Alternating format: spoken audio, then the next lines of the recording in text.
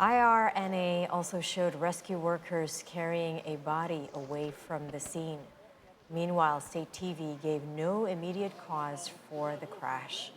Along with Raisi were Iranian Foreign Minister Hossein Amir-Abdollahian, the governor of Iran's East Azerbaijan province, and other officials, as well as 3 crew members. According to Iranian officials and photographs published by state media, the crash occurred at around 1:30 p.m. local time in a remote mountainous area about 58 kilometers south of the Kis-Kalasi Dam and 2 kilometers southwest of the village of Uzi.